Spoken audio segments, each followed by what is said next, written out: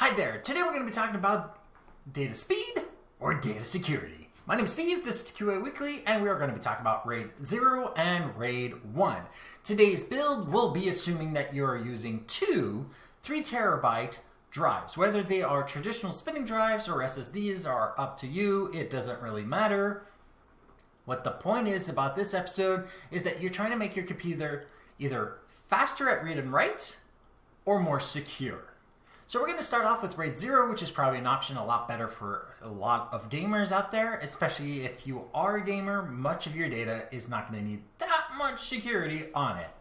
This option takes both drives and combines them together, effectively giving you the 6 terabytes using our configuration. And because it's trapping data on both drives, it means that it will actually make your read and write speeds a lot better, because it's reading and writing on both drives simultaneously, but not exactly the same data.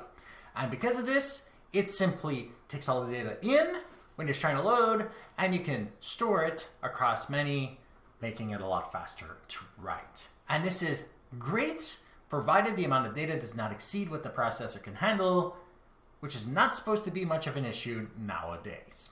RAID 1 is an option that allows you to mirror the data, great for home offices or offices just right off the bat. It mirrors all data from drive A and drive B together. Your read speeds do not change, which is good because you will have no problems loading stuff.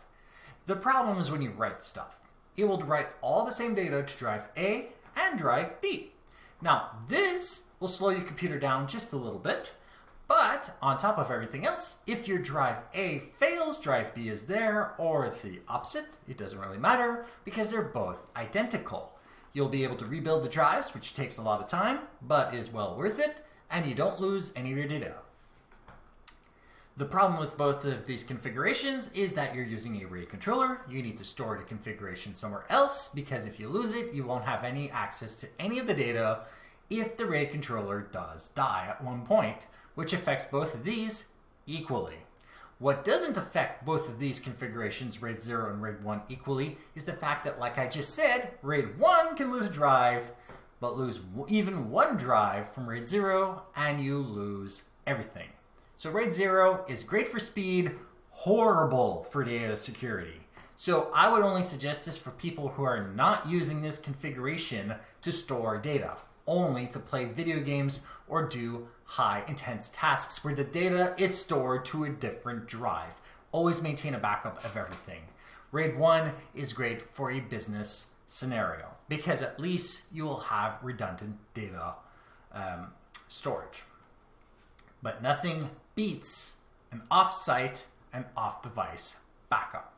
So which one is better for you? That is for you to decide. But if you're a gamer, RAID 0. And for everything else, probably RAID 1. Or just maintain a backup.